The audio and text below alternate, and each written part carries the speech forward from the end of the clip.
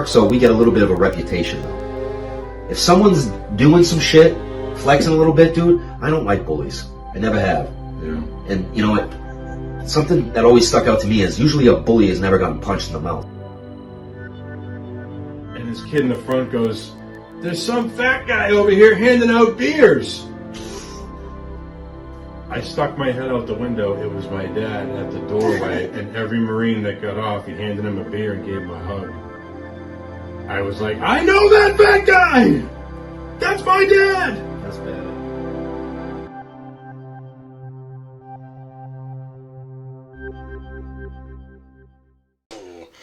Welcome back, or two for the first time, the Hard to Kill podcast. Welcome back, guys. We are here, episode 15. Episode 15. Back in the basement. You know, it took me a while to figure out what you're doing with your little intro there. Back or two, because I just listened to it for a while and I never understood what you were really saying. Only took 15 episodes. Yeah. So welcome back or two. Because some people it's their first episode.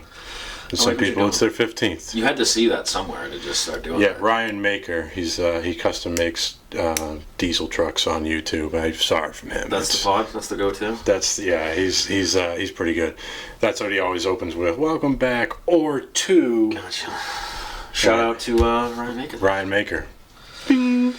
All right, so we got an interesting pod for you guys today. I think we're thinking we got two callers.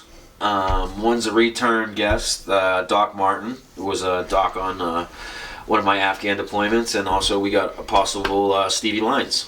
Yes, Stevie Lyons. Shout out to you, Stevie. The man that made me vomit. Oh my gosh! After I drank. When he was saying whiskey. that this was no joke, I mean, he meant this.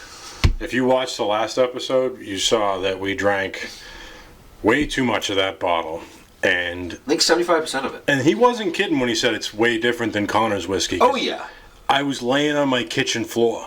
I was that fucked up. I don't get drunk like that very often. This happens. Yeah, it was. As soon as we shut the camera off, it literally hit us right when we shut the camera off. Oh, look out! Started doing the wobble. Yeah. And stanky leg. Yeah, it's never good when you're doing that on a Monday. No. Yeah, it was a rough Tuesday. Mixed to a long fucking week. Dude, I didn't drink all week after that. I was so torn up. Hung over the next day. I don't think we talked for another 2 days. I finally called you hi. Yeah, I'm crawling out of my hole. Yeah, it was bad. Anyways, thank you for the great bottle, buddy. We appreciate the love, and thanks for sending us some goodies. Yeah, it was nice. We had the call with Dre. We did on the last episode. So Dre's a very unique character. He's very headstrong and very positive and very confident. I mean, he does his research on a lot of things. And I mean, what did you think of him? That's probably the first time you ever got a. I think Dre doesn't hold anything back. I think he speaks very honestly, and I think he'll tell you the truth. I don't think he would hold, like I said, I don't think he'd hold anything from you. So I remember on my deployment, when we were in Afghanistan, we had 4 outposts where we were staying, and obviously we had to man those outposts like a fire watch, and it would be a Marine up there every 4 to 6 hours, and then another Marine would come and change them out. Yeah. I remember whenever I was on the worst fire watch, which was overnight, so you'd be up there usually from 9 o'clock to usually 3 a.m., 4 a.m., then you'd have someone relieve you. But Dre would always come up to my post and just chill with me. And just, he wasn't on watch or anything. He would just hang out with me. As anyone that served, that's a big thing to do. When you're not on watch, just to come up and stand watch with you, just to make sure you're good, just hold you down. Yeah, I mean? Typically, if you're not on watch, you are sleeping. Racked out, yes. As you know, sleep is a rare commodity over there. So when you get the opportunity to sleep, you're sleeping. Yeah. Honestly, Dre stayed on guard at all times, and I think it was because he really wasn't a rookie at it, and he knew what could happen. And we were embedded in a very dangerous area in Afghanistan, so he really stayed on his toes at all times, which is rare from a doc. Yeah. Well, I mean, even like Doc Martin, definitely field guys. The docs that I had, Doc Polk, all of them have to. You conform to the Marine way. Yeah, it's true. So if everybody else is vigilant 24 hours a day, so are you. You're part of that element. You're part of the operation. If you're working with that team, you're operating with them. You know what I mean? You're doing the same things, and you know, that's something I noticed from Dre instantly. I mean, he really conformed to the Marine way and how we had stuff structured. I mean, as you know, other branches don't really follow that, you know, cue all the way as we do. It kind of sticks out a lot, but you know, if you're embedded with us, which I'm sure your guy was as well, I mean, you tend to conform to, you know, the Marine way. Yeah. And, you know, I'm happy that, not only happy, I'm, you know, blessed that I had Doc Sanchez with us, because he was a warrior, and he was, you know, he was kind of like a leader to me. He had been on a few deployments before I met him, and he kind of showed me the way over there, and that's something that I, you know, to this day I appreciate from you, buddy. So I'm happy that we got to have him on the pod, and I hope you know, you got something from him. He definitely has a lot to say. I definitely did. I think he speaks very articulately, and you know, how he's turned his life into what it was, from where he was to where he is now is night and day. I like how he spoke on that too, because we've been talking about that, how hard it was for us to come from like that point of being in the military to just being in civilian lifestyle. You know, he said it wasn't easy. It wasn't something over the night. Right, and adapting every day. Every day there's a new change, a new adaptation that you conform to in your life post-service, and I think he's doing a great job. Oh yeah. You know, he's really onto something with that kids' toy business. Yeah, absolutely. So he's been trying to get that into the PXs. Oh, it's a good idea. Right? Yeah. But he's been having issues. I mean, I'm sure the stuff that's in the PXs, dude, you really got to know somebody to get that stocked. Or conform to the government. Yeah. Yeah, I don't know if I'd want to do Pick that. your poison. Either. Right. You know what I mean? No, I hear you. But we had good traction on that last episode, so we had some comments we're going to go over. As always. Comment sections where you find us. Please communicate to us through it. Our first comment was from Unk Mawako. Sorry if we're butchering yeah, that, brother. I'm definitely not pronouncing that right, but it was Unk. He's actually commented on a few things for us. So hey, we appreciate you. You know, definitely being a day one and continuing to watch the episodes. But right, yeah. Unk said we need a PO box. Good call, bro. And you are correct. I happen to work in the biz, and I didn't even think of that. So I actually shot him my PO box to start with, but. You know, that's just for you if you want to send us something like this. But me and Mike were talking, and we're going to be setting up our own for the actual podcast, like a hard to kill. You know, just where to reach us. Yeah, exactly. You want to send us a letter? PO you want to box. send us a box? You yeah, want to send, whatever. But we should have that established in a week or two. Yeah, minimum. Yeah, that should be pretty easy. Yeah, we appreciate you know you know showing that we need that. Thank you. Yeah. We'll get it done, and then you can send us a nice bottle of bourbon. Yeah, like you said. Is that what he said? I think he said set up. No, he said he's a pro. Dude, this is gonna start getting nasty, man. We're getting bourbon. We're getting whiskeys. We're gonna start rating stuff. Well, if I have to. You know, I mean, I'm not afraid. Proper bottle of bourbon. Let me think what I've drank for bourbon. Southern Comfort. I'm an E&J guy. I believe that's bourbon. I don't even know.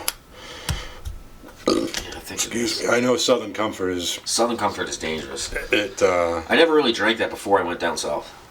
I never drank it until what's his name came to my father's house. Who? Smur? Smur, yeah. He brought Southern Comfort? He brought a handle, and he drank the whole fucking thing, dude. We got to get him on the pod, dude. Oh my god. This kid, he makes me look small. He's Smur, big. if you don't get on this goddamn podcast, I'm going to be And if you upset. ain't listening, Smur, you best be listening now. Yeah, absolutely. So Smur is a very unique individual. I got to give him, even when he's not lifting, at least 300 flat, dude. Yeah, even. Yeah. Big boy. Just, when I found out what he did in the Marine Corps before he came to a line unit, he was so big he couldn't do normal things, so they had him being a pallbearer. He was in D.C. just lifting caskets. Yeah. That's a perfect job for him, man. Yeah. Yeah. Go forward. Yeah. He can handle that perfectly. Yeah, he came to my father's house years ago after we got out, and he brought a handle of Southern Comfort, and then he proceeded to drink the entire handle in the backyard. So this dude knew no one at the party. Not a soul. And he just walks in and announced himself as a combat veteran. Come up, if you're a combat vet, come up and get a drink or something like that. Yeah. Something dumb. Yeah. Yeah, and then he drank all the drink. Drank it all. And slept in the backyard. He did the roly-poly-oly all night. Yeah. That happens. Big John Smur. Yeah, God bless him. He's down. Heart of gold. Heart of gold. Yeah, definitely. He's down in Florida now. Yeah, he's, I'm not sure exactly what he's doing. Some kind of, I thought he was a cop to a certain degree. Well, something like that. I don't know. Yeah. I don't know. Regardless, it'd be good to see you, John, so I'll be reaching out soon. But, yeah. So, how about Mind of a Meathead? We had a good comment Mind from of a Mind of... I don't know. First of all, great name. Yeah, sick name, dude. Mind of a Meathead. Mind of a Meathead, you know, we're glad they're following us. I have the Mind of a Meathead. I like that. Indeed, we do. Badass. Consistency. Mr. Meathead, consistency is something that we've been battling from the start because, guys, once again, we are the same as you. We have a normal life. We're out here working. We're out here doing our odds and ends throughout the week. You know, we really got to make a point to come and give you new content every week. It's not the easiest thing. To keep bringing new energy. To try and put two schedules. I mean, you know, you have a job. I have a job. I play recreational sports. You hit the gym. Come on. Horseshoes is recreational sports. What is horseshoes not recreational sports? Thank you. I believe it is. You know, I play in the rec league. Does it get intense? Yeah, I had to break one up once. Recreational sports. I had to break up my captain who's 80 years old. Well, first of all, tell him that you're playing this at a bar. Yeah. So, other than the podcast and working on my truck, my other hobby is I play horseshoes. And in the summertime, we play every Tuesday. And I play for my home team, my home team bar, the Potbelly Pub in Millville, Massachusetts. Potbelly Pub. Shout out to the Potbelly. Shout out to the Potbelly. Whenever we talk about going to the bar, that's the bar we go to. Where it'll be. Yeah. If we're ever not here, you can probably find at the me Belly. there. Yeah. Keep in mind, the Belly is one of those unique locations that also has a deli in it, or a place where you can get a sub shop. You know, sandwiches, pizza, wings. Yeah. Just a quick bite. Right on. It's like you walk in the building, and the left side is a bar, and the right side's the shop, pizza shop, whatever. Whoever put that together was a great thinker right there. Oh, yeah, I tell you, after about fucking 15, 16 drafts, I can house some wings. It stays busy. Well, you know, somebody's got to keep those guys employed. Absolutely. Pandemic was hard. So, Mind of a Meathead, we appreciate you. What else we got? What did the Mind of a Meathead say? Consistency. Oh, yes, sorry. How about the Man Cave show? The Man Cave. Shout out for another loving comment from the Man Cave, guys. I'm actually going to have to start watching some of your content. Yeah, if our listeners don't know, the Man Cave show is a New England sports-based podcast that a buddy of ours does. It's pretty good. You know, and check it out. He's big on Celtics. And pretty big on the Patriots, but it's mostly Celtics talk. So if you're into basketball, Patriots, dude. Yeah, did you see that picture of Mac Jones? Rough. Not good. I mean, are we looking for the next Brady to come out of the mist? No. Well, you know what I'm saying? And Bill, Bledsoe goes down. And Bill, we trust. Oh yeah, who's the new Brady? Brian Hoyer. That's a rough subject. Hoyer the Destroyer. Yeah, not looking good. No, it's not. That's. Cam Newton's looking pretty tasty right now. Fuck that, man. Cam Newton, he's god awful. Such a letdown. He was a great college quarterback, but God, that guy he couldn't hit fucking water if he fell out of the boat.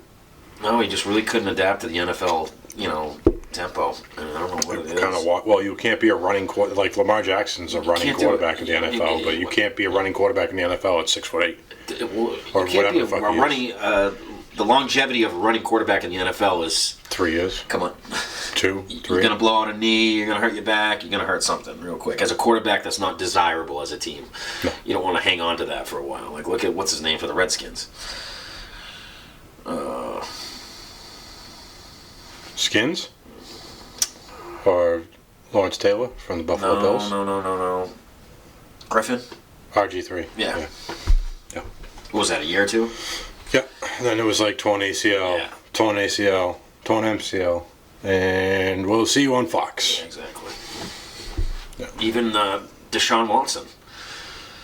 I mean, he's got charges out the yin-yang right now, but, I mean, he hasn't really... I mean, he's a mobile quarterback, and he hasn't been consistent. Yeah, he's got bigger problems. Yeah, that's true. He's got bigger fish to fry. That's true. We have a comment from Aaron M. Aaron M. I think that was on guys. Thank you for featuring my comment. So Aaron M. owns a small restaurant / convenience store in a small town in central Pennsylvania. And she said that she had a young gentleman come into her location looking for a job that was rocking the old Marine Corps swag. Pulley shirt. Yeah. And he informed Aaron that he was going to be joining the Marines. And, me and Mike love hearing stuff like this. Aaron, first off, thank you for giving us something like this. This is right up our alley. I wish we had knew the name of the store. We would have shouted out the store. Definitely. And we would love to try to guide this young gentleman the best we can. So if you could get us some kind of contact information. Yeah, you can hit us up in the email. You can find us in the comments here for sure. If you send a DM, we can get your phone number. You can talk to us personally. Yeah. Call into the show, whatever he's more comfortable with. I'd love to get that on the show just to try to show them a little bit of what we're trying to do. If that kid has questions, have him call in. I'll answer them live on the show. That's something me and Mike have been talking about, on the pod too. We want to try to create a service. We want to try to actually get behind the things that we're saying to you guys and show you that we can help some of these individuals, especially guys going in, coming out, whatever it may be. We, at a young age, we really needed that individual to help us. We needed someone to tell us what to do, guide us into the positions that we would have been best at, and helped us on the coming out part as well. Because both are, you don't really know what you're getting into. You're coming into a new thing both times, so it's really good to have someone that has been there before to guide you through the process. Right. So please, Aaron, get us that contact info, and we're going to help the youngster the best we can. So thanks for reaching out to me. Yeah, with us. thank you. And then we had BC Hunting Fish. BC Hunting Fish. Which I'm curious, what is BC Boston College? I was thinking that too. Are you a student that likes to hunt and fish? Or British Canadian, or up in Canada. Yeah. British Columbia. Yeah, I was looking for it. British Canadian. Whatever. It's close. Yeah, it's close. It's cold. Love that you guys are going for it with the studio. That's, we're getting there. We're going to get this pool table out chair. Yeah, and while we have a second, let's talk about the pool table. Yeah, Mike's been fired up about this, guys. So, I've spoken with a close friend of the show who happens to have access to some tannerite. Ooh, you're setting up the standards a little bit. First it was a couple rounds, now we're going to tannerite. So he was willing to donate the tannerite. Okay. And we're going to pack the 6 holes of the pool table with tannerite, and we'll just take turns shooting them. And if you definitely guys know when they hit. If you guys don't think I'm serious, this is what we're going to shoot it with. There she is. This is a nice 308. Old Bertha. SIG. So we need to get that GoFundMe up enough where we can buy a new camera. Hit the GoFundMe, and we'll make a sick video of us shooting the fucking pool table and making it blow up. Let's do it. So thank you, BC. BC Hunt Fish. And that's not all he said. He also brought up something that me and you have been talking about. How-to videos. How-to videos on how to get a loan, small business loan for the house. Yeah, I think that this is a segment we're actually going to put together here. I went through it about 3 years ago now, and I bought my home. The process to get a VA loan, what your home has to come up to, what kind of power it has to come up to, what style of home you're allowed to buy, how much room you have, your variable rates, all that stuff. All new to me. I had never done it before. I had never bought a house before, and I definitely never used a VA loan before. But the VA loan locked me in at a 2% interest rate because I refinanced when the market fell out. Very nice. And it's beautiful, dude. Like I own a very nice home, but so it is possible. Yes, that's my point. From the time I contacted this guy who I'm going to put you in touch with till the time I closed on my house was about 1 year. Wow. So I contacted a company. Excuse me. I don't have their information in front of me, but I will for the further episodes. This guy took my information, ran it through the system, ran my credit, ran everything, and said, all right, here's your breakdown. This credit card needs to be paid off, this car loan needs to be below here, and you need to pick up a couple hours of overtime. Call me So back. we laid it out for you. Barney style, dude. Nice. Marine proof. Gotcha. And said, call me back in 3 months when you have all that shit done. Okay. So for the next 3 months, I grind, pick up all the overtime. I paid that credit card off. I paid the car loan down. And I got my credit to where it needed to be. And once I qualified, he was like, you're in. Oh, shit. Yeah. Send me all the paperwork. I fill it out. I send it back to him. I get him my paperwork from the military. Then he says, all right, how much money you want? I said, how much can I have? He said, you could have up to $450,000. I'm like, I don't need that kind of money. But he's like, go shop. So I did. And it couldn't have been more helpful. Like this whole process, they guided me through. So, fuck it, let's do it for me. That's what I'm saying. And I think because of that dude's comment, BC Hunt and Fish, we're going to document it. From the original phone call, like what mine was, to reach out, to get the ball rolling, all the way through until the day he puts keys in his hand. I think that would be big. You guys want to see a tutorial? You want to see how it's done? All you vets out there that want to use a VA loan and are scared to do it, we'll show you. I've done it. It's not impossible. You got to have patience, but it's not impossible. So That'll be like a new segment. Put some of my personal business out there. I probably shouldn't, but I had a few credit cards get out of whack. I fell behind on a couple of bills, but I'm right around the 590, 620 range for my credit score. So I know I have to be at least a 650 to qualify at all for the loan for a house. So that gives us, let's see, I could probably do that in 3 months, build it up to at least to gain 20 points and get in that range, Yeah. 20, 30 points. So then you go through the winter, and by the time it's springtime, you're ready to buy. Bam, let's document it. After the winter, that gives you another 2 months to save up some cash, and then you buy in the spring. That makes sense. And anybody who wants to learn how to do it, you can watch us firsthand. Yeah. We'll record it all for you, show you the process, and I think it would be helpful. hopefully open some doors for you guys. Right. Show you that if there's a will, there's a way. Yeah. And don't be afraid to tackle it. Like, don't be afraid to go after it. You fucking earned it. Go get it. Exactly. Don't let that opportunity slide And if by. you have some, things that you could recommend, hit us up in the comments. Let us know. Call into the show. We're not, crazy professionals at this. We're just, someone that reads the directions, listen to what we're told, and we apply it at the end of the day. And hopefully, where there's hard work, something's going to prevail. Right. Yeah, that's the goal. So, let's see. That was BC. We still on BC Hunt and Fish? Yeah. Thank you, BC. We appreciate that. It was a good plug for what we were trying to say in the first place. Yeah. We have any others? That's what I have on my list. We went over the segment, we went over the pool table. Oh, Whitensville Fish and Game. So I belong to a hunting club. It's called Whitensville Fish and Game. It's in Douglas, Massachusetts. We do game feeds there. They have a horseshoe team. I know in my recreational sports league they have a team. And then Wednesday nights they have timed pistol shoot. So there's a beam in the center and a paddle, all like 5 paddles that go down. So once they blow the horn, you draw, and you fire, bing, bing, bing, bing, bing, and it spins it to the other side. Drop the mag, grab your other one, reload, That's cool. and hit them back, and it spins them back the other way. And once you hit the last one, they stop the time. They do time trials every Wednesday. Oh, that's cool. So I'm thinking before we get too far into fall and we lose all the sunlight in the afternoons, we got to get over there for a day. I'm so down for that. I'm sure they're fine with us setting up a camera. I'd love to talk to some of the dudes there, see what they're carrying, see what they're shooting.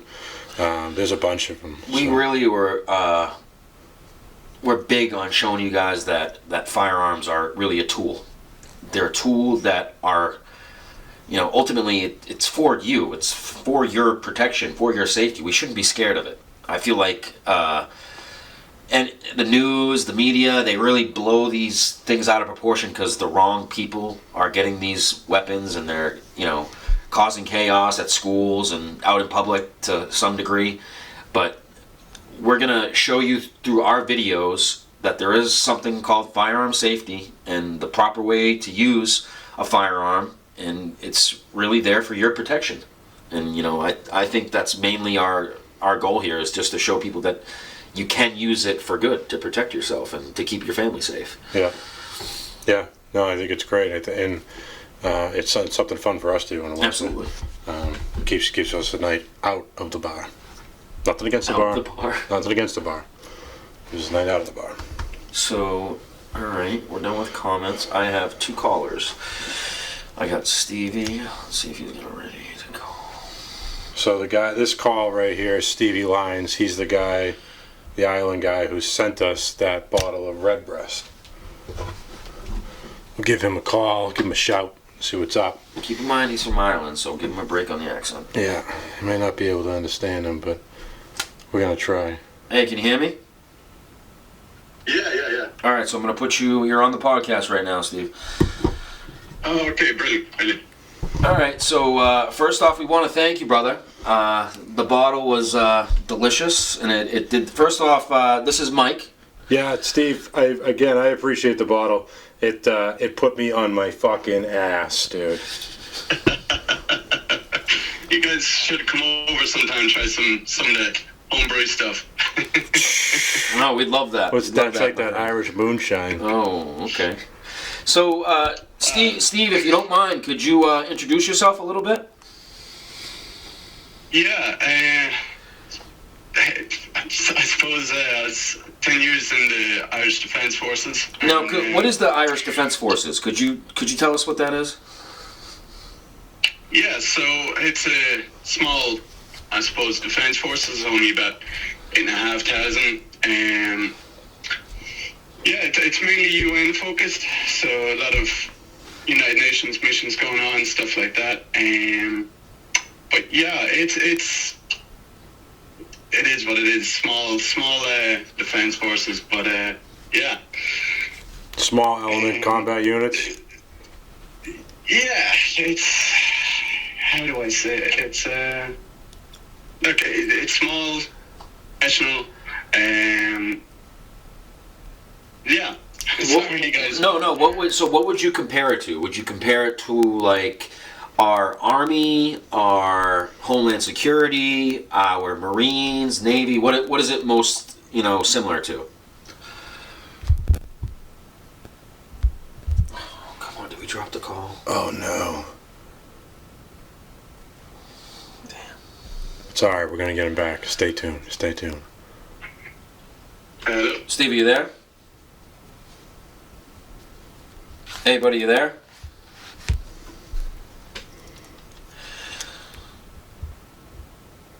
So as you can imagine, talking to people in Ireland is tricky.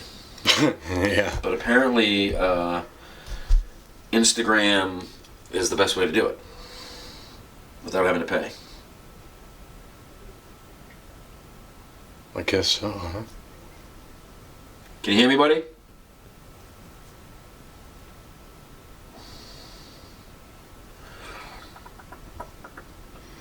It's crazy though, we can reach him. Yeah, at all. Yeah, I know. Instagram. Right. I didn't know that's how you were calling him.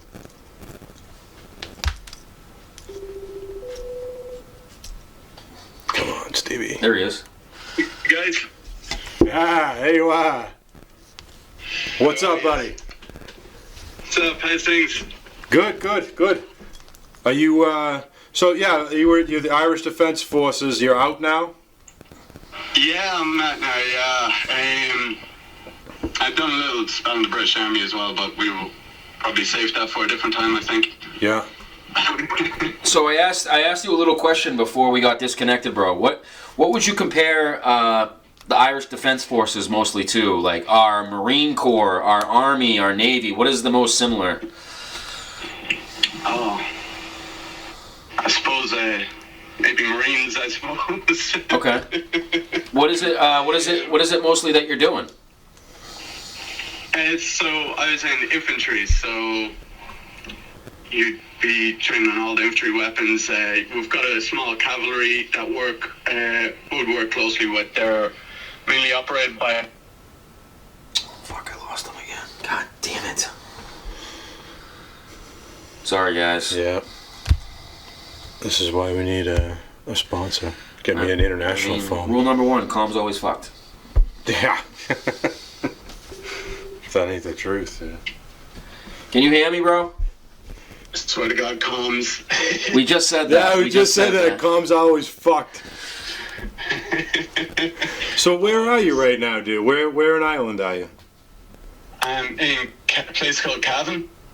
Cavan. What's the weather like Working there? graveyard shift. Crazy. Sorry? What's the weather like there? Cold. Is it winter time? No, it's fall or autumn, Yeah. as you guys call it. So, but yeah. So, sorry about this. I gotta keep an eye on the alarms there. Sorry. Oh, no, you're good, dude. How did you come across our podcast? Software Underbelly on graveyard shift. Probably shouldn't be saying this. I'll be watching stuff on.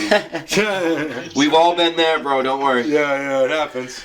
So I seen Nick's comment underneath the Software Underbelly saying that he has the show going with yourself, Mike. Yeah. So I was like, that seems pretty genuine, guys. So checked it out, showed a few of the guys.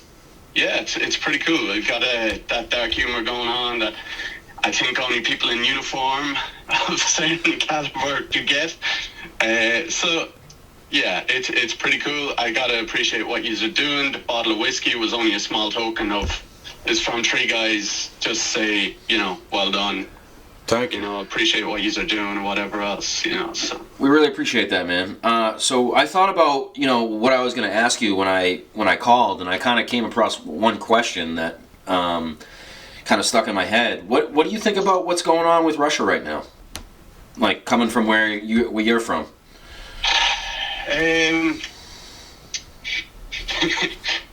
Politics, man. Yeah, no, I hear you. Yeah.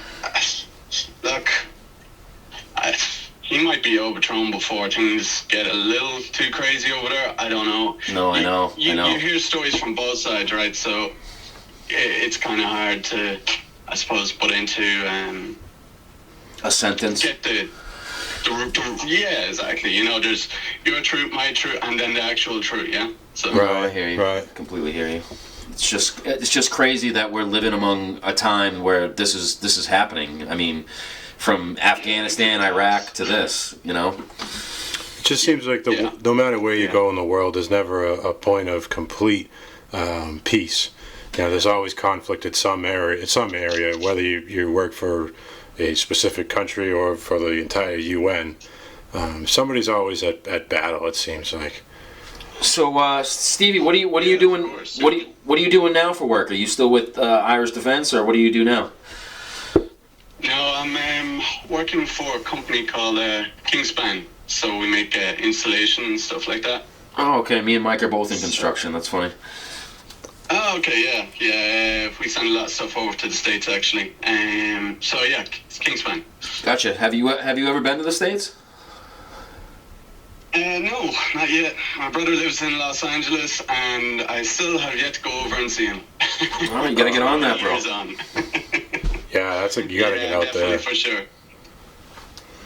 Well, hey man, I gotta once again thank you for sending us the bottle, and thank you in general for just giving us some love from overseas, bro. We started this, from a small room in a basement in a small town in Massachusetts, man. Yeah, I see that. Yeah, and look, as Mike was saying, the first few episodes, you gotta walk, you gotta crawl before you can walk before you can run. Absolutely. And look, I see the GoFundMe, and a few of the guys are putting together a little kitty together to send over to you guys. So just to give you the boost up with that, whatever you need. Once it goes towards helping anybody, that's what more can you ask for? That's huge, man. What these guys give in return to other people that deserve it. That kind of way. So, yeah, we've actually it's very much appreciated. The GoFundMe, we got a pretty little segment going on that we're in the position where we need to buy a new camera, and a new camera is like a little over $1,000. and I said if the GoFundMe hits $1,000, we'll take my pool table out of my basement, pack it with tannerite, and shoot it with a 308. Yeah. So you guys will get a good video out of I it. won't be there to see that, but I want definitely a good video of it. Oh, for sure. Dude, it's gonna be epic. We got plenty of firearms and plenty of explosives, so we just need to get that fund up there. And I'm gonna shoot a sick video with the drones and shit. It'd be great. So, Stevie, in the future, if there's anything that we can show on our podcast just to support you guys, maybe if you guys want to send a flag or anything like that, just so we can, show that we get a little love over in Ireland, feel free to send that over or tell me and we'll rock it for you, But ultimately, we just wanted to shout you out a little bit today, bro. We appreciate the love from over in Ireland. Just know that, at the end of the day, we're all servicemen for our country, and we all kind of think somewhat alike. And the whole point of starting this podcast was to hopefully get like-minded individuals together to help with PTSD and help with guys coming home. So, from the bottom of our hearts, thank you, and we appreciate the love. And hopefully, we'll talk again soon, brother. Yeah, definitely. Look, guys, it's been great. And if there's anything else we can do on this side, look, give us a shout out. I'm in contact with Nick or whatever else. So, look, as I said, but a kitty together, me and the guys, just send over, bump yous up a little bit. And, look, something else we can do. If you want a place to stay over in Ireland, you're more than welcome. Yeah, all right. Well, Steve, thank you again. Right, I appreciate it, brother. We'll be in touch soon. I will have you on again. All right, guys. All right, brilliant. Hey, say that little saying that you sent me, bro. How do you say that? It's a Fala Bala. Say it again. Fala Bala? Fala Bala. All right. It's used by the Royal Irish Regiment as their motto, but also has links to Boston as well, with the Boston 1 infantry units anyway used it as well. I think it's from the amount of Irish that went over there as well. I can't remember if it was in the Civil War or... What's it mean, Steve? Yeah, Boston regiments used it as well. It's cleared away. Something similar Clear to the way. Badass. Simplify. Badass, bro. Got you. All right, man. Thank you again. We'll be in touch. All right, guys. Listen, have a good night. You too. Peace. Take it easy. Stevie Fucking Lyons. Stevie Lyons. All the way from Ireland. Fucking gentleman right there. For real, man. Shout out to him. Now, when he says putting together the kitty, do you know what the kitty is? I think it's like a piggy bank. Yes. Or like a Yes. fun... the kitty. Yeah, we're going to put together the kitty. I like it. At first, I was like, he's going to send us an animal? I don't think we can afford him. I don't think we need a pet, but you want to send me the kitty? Okay. Anyway, Stevie, it's still crazy to me that guys in Ireland are listening to us. So we just called a fan in Ireland through fucking Instagram. Like, That's crazy. who the fuck ever would have thought? I didn't. All right, I'm gonna call old Doc, All right, Mr. Martin. old scummer. See how he's doing. Yeah, I think the last we had just talked about him getting fucking ripped apart, right? Yeah, the last time we had him on, he got attacked by a dog at work or something. Yeah. He works in the liquor store. Yep. Yo, brother. Mr. Doc Martin, What are you doing, guys? you're live once again on the Hard to Kill podcast. Oh, damn. Welcome back, Doc Martin. Yeah, how you doing, Mike? Wonderful, buddy. How you doing? I'm doing all right, man. How's the arm doing? It's getting there. Can you Never use gonna it? be the same, but it's getting there. Yeah. That's good. So talk to us, bro. How's the weather out there? How's got how's snow everything going yet? with you? It's going all right, man. It's starting to cool off a little bit out here. Got a little rain today. And yeah, Doc Martin's in Colorado. that snow's right around the corner. You guys know all about that. Yes, sir.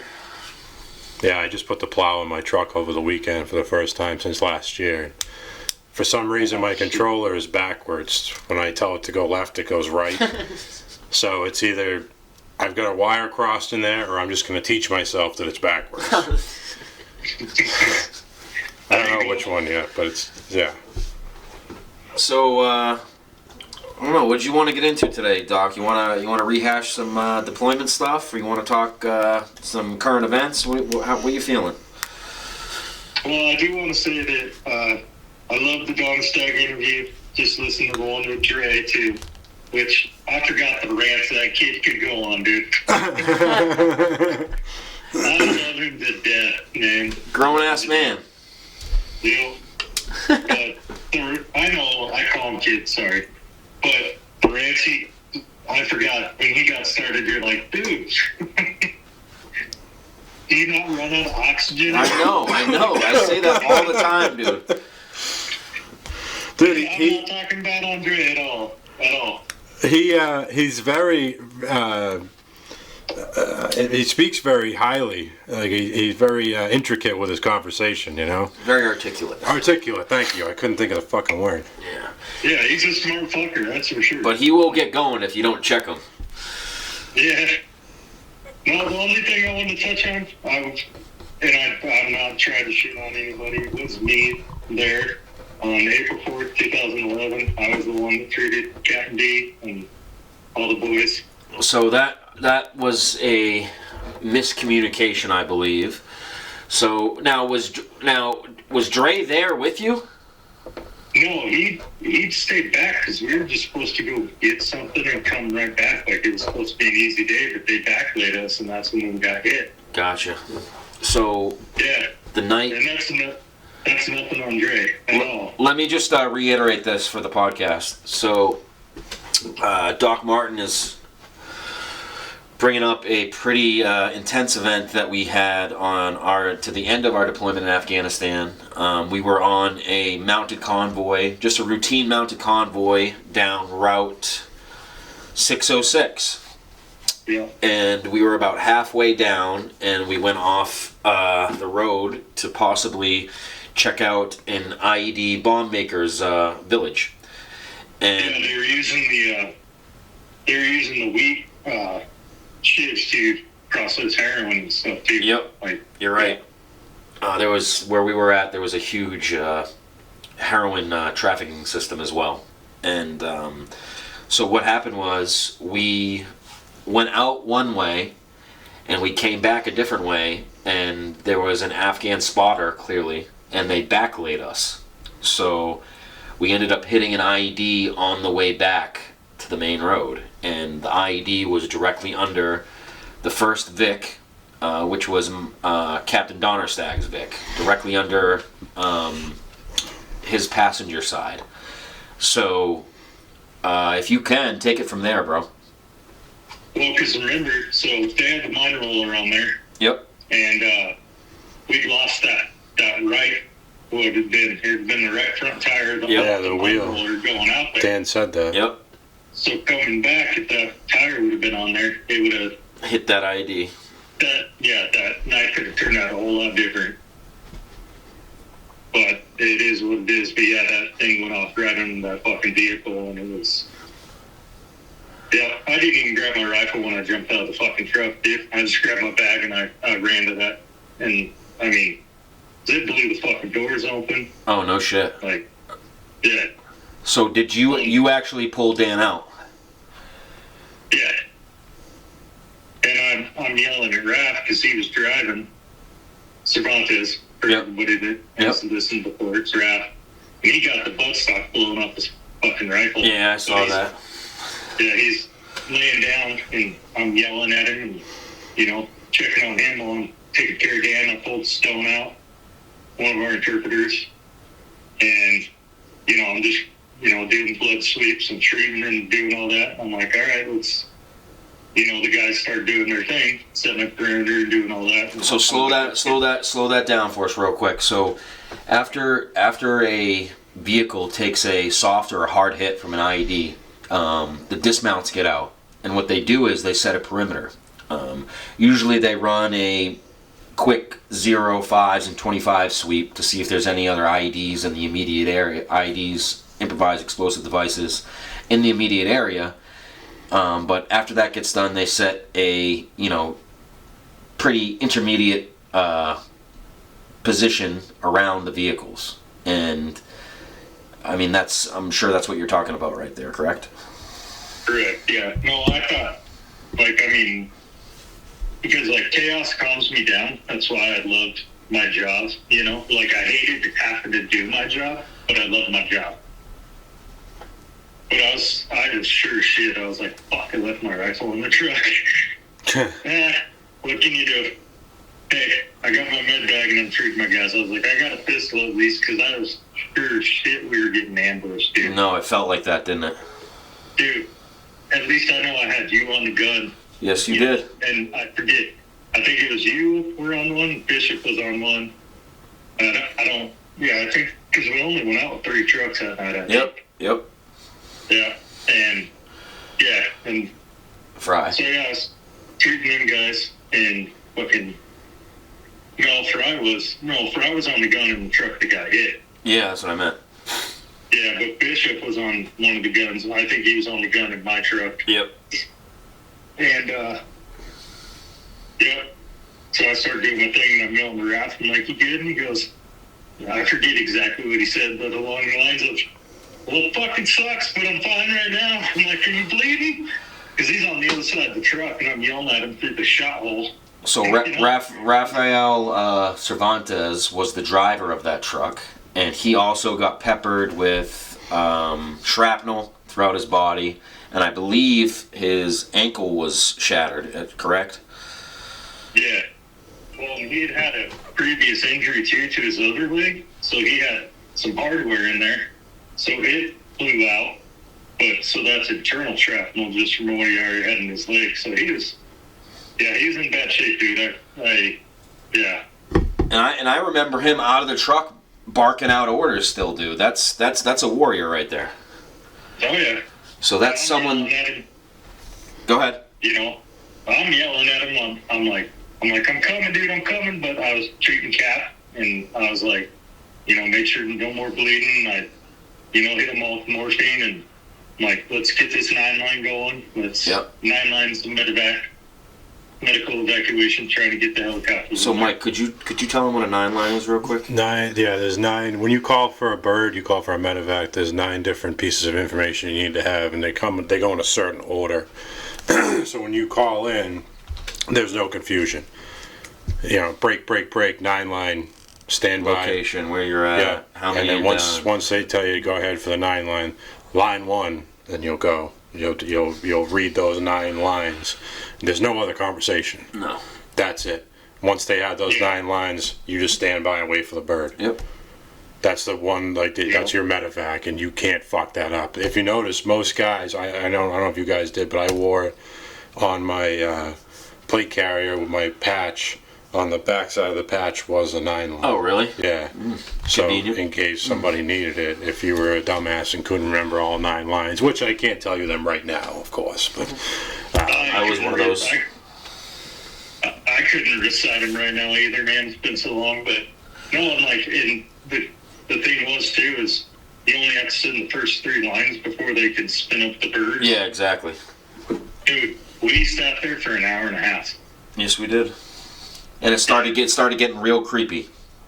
Yes, it did. Once the sun goes down out there, and it's just you and a couple of trucks, and you start realizing how big how big Afghanistan is. Once it gets dark, dude, and you start hearing the hyenas yapping. You know what I mean? I remember multiple AK bursts going off, dude. They knew we were hurt, and they were definitely closing in on us. If we didn't have a Casevac that night, we wouldn't have lived throughout the morning. Well, dude, remember, freaking Anglicans showed up. They were coming by with the I Georgians. forgot about that. Yeah. They pulled in with the Georgians, and I remember I said it to, I think it was LeClaire. I was like, I've never been see these motherfuckers in my life.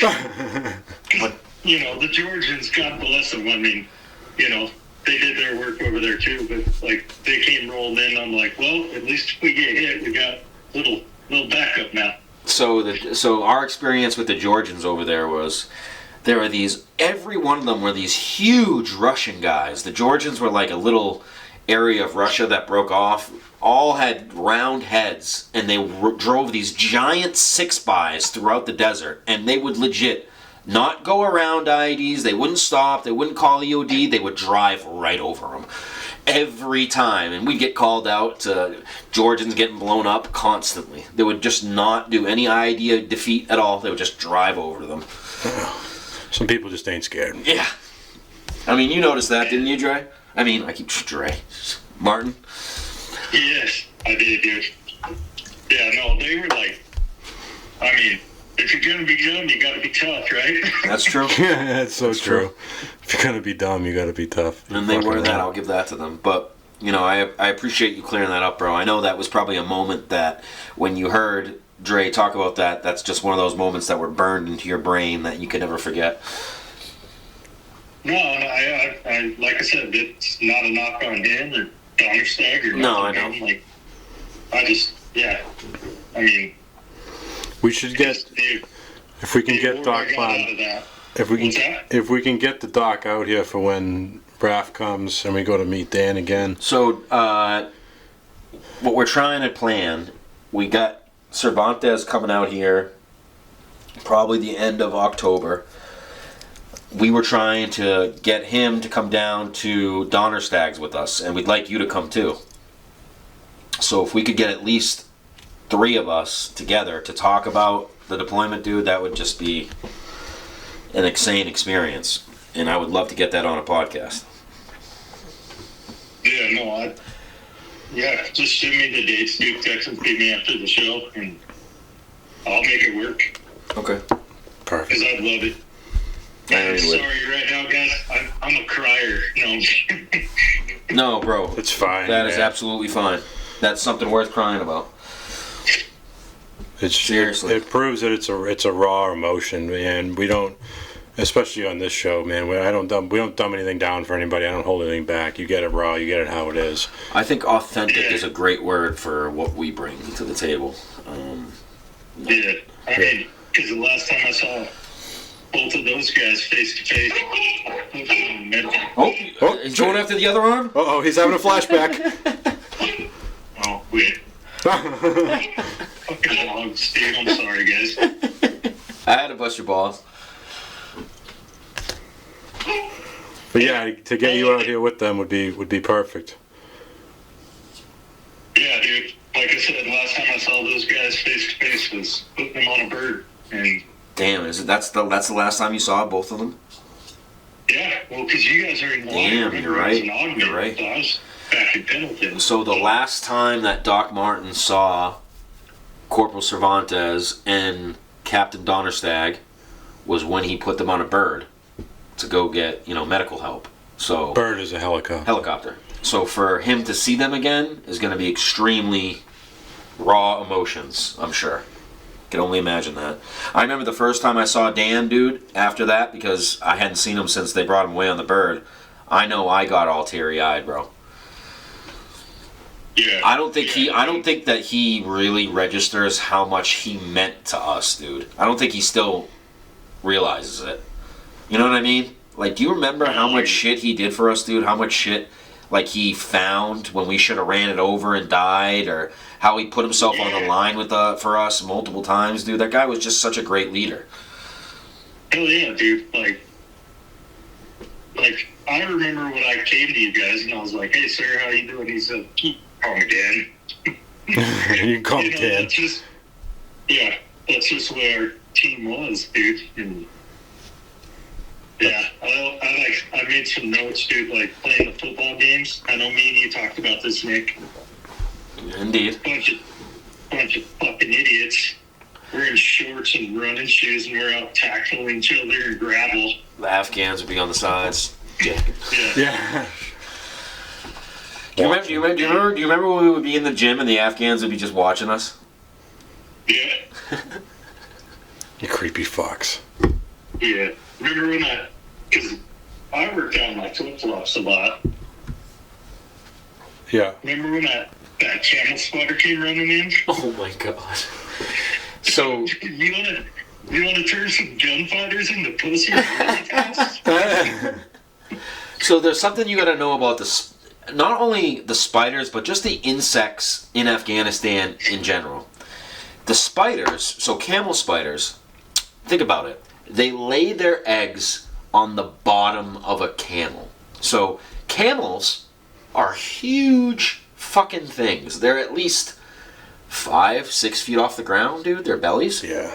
For a fucking spider to jump off the ground onto that belly, or just get onto the belly, period, it has to have some kind of mass to it. It has to, otherwise the camel would crush it. You know what I'm saying? Like, it lays its eggs in the armpits of a camel, and they're all over them. But what they do is they burrow in the sand in Afghanistan because it's so hot, and they come out when the sun is just going down.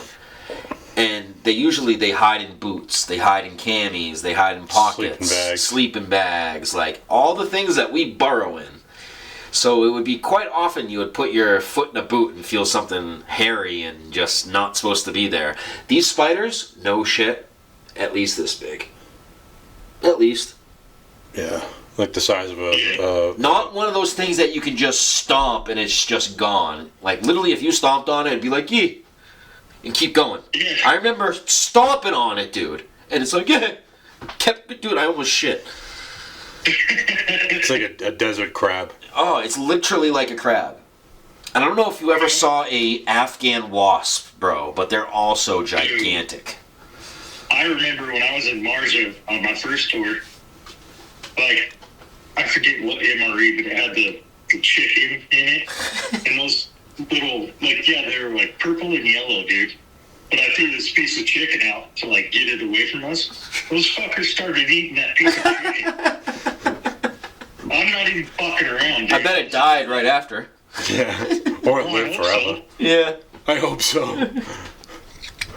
I remember because I was a gunner, and us gunners, we'd be sucking in wind. And one thing about me is I'd always be staring forward with the gun, and I looked to my left one time, and there was literally, it looked like the size of a hawk. This wasp was just keeping pace with us, and I just heard this odd buzzing, and it was the wings. And I just looked to the left. I was like, holy fucking shit. A wasp just this big, dude. Like, I don't know what's going on in the water over there, dude. It must have been all the Scud missiles that got sent over there, but their insects are fucking huge. All the dogs I ran into were massive. Did you notice that about the dogs too, bro? Oh, yeah, dude. I remember that one fucking compound we didn't hit it, but we went there because they had some info for us. Yeah. That one fucking, it was like a mountain dog, dude. Yeah, we had to put it down. Yeah.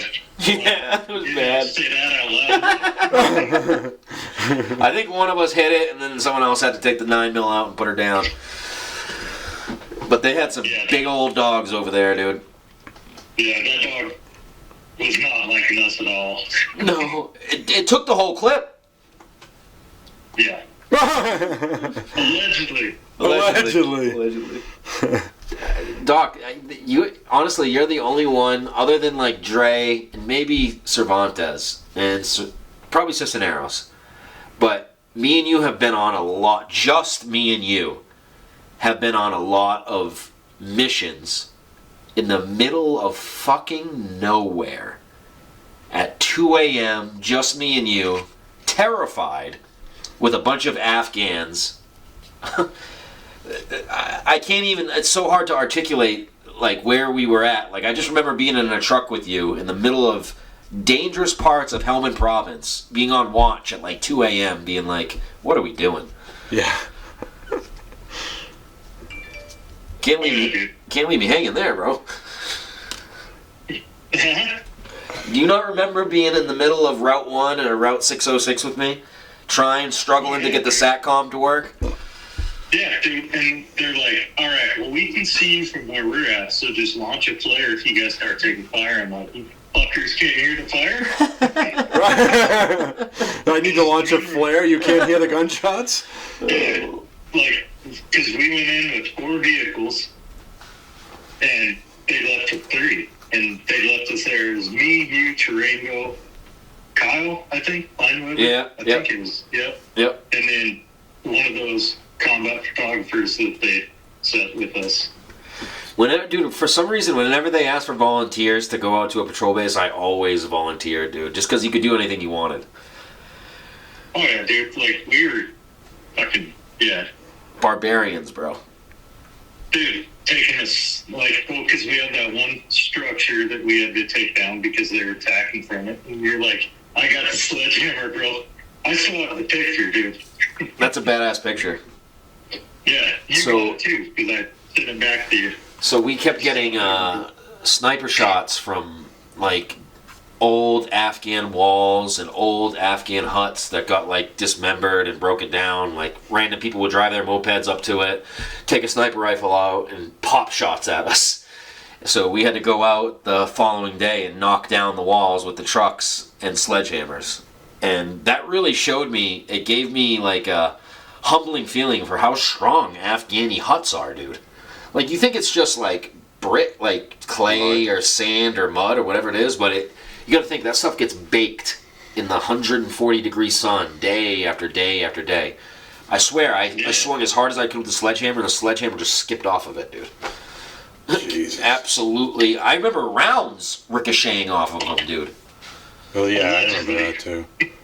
They bounce off the wall and head in another direction, yeah. Or if you got one that embedded, it cracks. Yep. What was that? Well, I remember asking if we could. I was like, dude, do you think they'd let us, like, maybe try to blow it? You know what I mean? Like, and yeah, that was a hard fuck no. Hard no. Yeah. You're like, not you two idiots. Like, I remember at one time we were in a small town and we were going door to door, and usually inside these huts there was nothing. There was maybe like a small sleeping area and a small area where they cooked, but it was very basic, very just mud hut walls and basic possessions. I believe I was actually with you, dude. We kicked open a door and it was like walking into an American living room. There was like tile floor, a widescreen TV, running water. We were like, what the fuck? Where are we right now? And we don't even have fucking running water. And we talked to the kid. He spoke perfect English. He's like, yo, I go to school in California. My family just lives out here. I'm like, bro, do you realize you're in a war zone, right? There's mortars being dropped over here. There's IEDs in the ground. He's like, yeah, we know where all the bombs are. Like, we should drive around. Yeah. Oh, thanks, man. Yeah. How's UCLA? Yeah. Yeah. Crazy. Oh, That's dude. wild. Well, anyways, Martin, thanks again for calling in. You're a repeat guest, and we love it. We gotta definitely plan to get you out here on a actual physical episode, bro. And obviously, we're gonna try to tie that in with Donner Stagg and Cervantes to try to, just to get you reunited on camera would be amazing. Oh, hell, fuck yeah, dude. I mean, I'm totally down. Just send me the dates that you get from Raph and what works for everybody, and I can make it happen, man. Okay. Well, anyways, that's all I got for you, bro. Mike's gonna say his goodbyes. Yeah, we'll be in touch soon, man. And like I said, we'll get you those dates and get you up here to see those boys. Mike, appreciate it, brother. Good to talk to you, my friend. Doc, I love you, brother. We'll be in touch soon. I love you too, bro. Out. Doc Martin, ladies and gentlemen. Doc Martin, Good dude. gentlemen. Good dude. Scholar. Class. So I have a phone interview coming, and then I have an in-person coming. Okay. My phone interview, or my phone call, is from a kid, Castro, who was partnered up with me. We were the two engineers put with a certain company with 2-4 that we rotated around with. He's going to call for the next one. And then I have my good buddy, Jake Naylor. Definitely gotta get that. He's going to be coming out for Monday Night Football. We're going to the football game because he's a Bears fan. Oh, yeah? But he's going to be staying here for a couple days. So we'll shoot some footage down here. Maybe we go to Jonesy's range, shoot some guns, shoot some footage there. We'll put together a nice episode. Until then, I'm off to Myrtle Beach this week, and I'll see you guys next week. Stay hard to kill. Semper Fidelis. Hit it.